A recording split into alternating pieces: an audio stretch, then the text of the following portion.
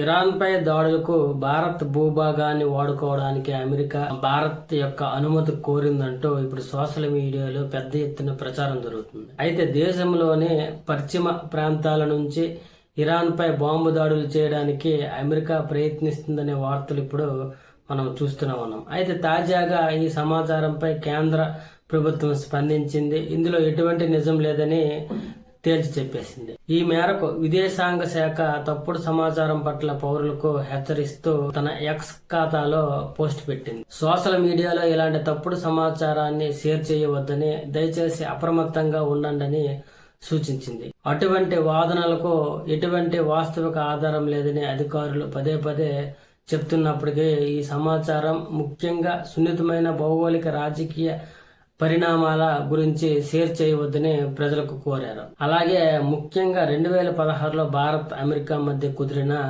ఈ logistic exchange memorandum of agreement ఏదైతే ఉందో, ఈ ఒప్పందం యుద్ధ విమానాలకు ఇంధనం నింపడం, మరమ్మతుల వంటి లాజిస్టికల్ మద్దతు కోసం ఇరు దేశాలు ఒకరి సైనిక స్థావరాలను మరొకరు వినియోగించుకోవడానికి అనుమతిస్తుంది. అయితే ఒకరి భూభాగం నుండి మరొకరు దురాక్రమణ సైనిక చర్యలు చేపట్టడానికి ఇది అనుమతించదు. ఈ వైఖరిని భారత్ అధికారులు నిరంతరం స్పష్టం చేస్తూనే ఉన్నారు. అయితే ఈ మధ్య శ్రీలంక సమీపంలో ఇరాన్ యుద్ధ నౌకపై జలాంతర్గామిలో అమెరికా దాడి ఇటీవల జరిగిన పరిణామాల నేపథ్యంలో ఈ ప్రచారం జరుగుతుంది. దీంతో ఇందులో భారత్ ప్రమేయం ఉండవచ్చనే ఊహాగానాలు కూడా వెలువడ్డాయి. అయితే భారత్ దీనిని ఖచ్చితంగా ఖండించింది. అలాగే తమ పోర్టులు లేదా సైనిక సౌకర్యాలను అటువంటి చర్యల కోసం ఉపయోగించలేదని స్పష్టం చేసింది. అలాగే ఇంతకు ముందు కూడా అమెరికా సైన్యం భారతీయ పోర్టులు, గగనతలాలను వినియోగించుకుంటున్నారు అనే ఆరోపణ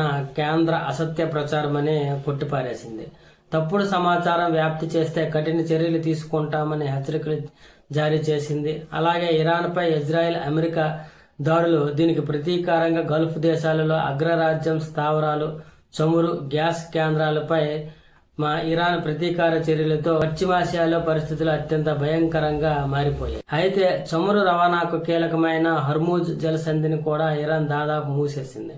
దీంతో బ్రిటిష్ సైనిక స్థావరాల నుంచి ఇరాన్పై దాడులకు బ్రిటిష్ను అమెరికా అనుమతి కోరడంతో కీర్ స్టార్మర్ ప్రభుత్వం అనుమతించింది.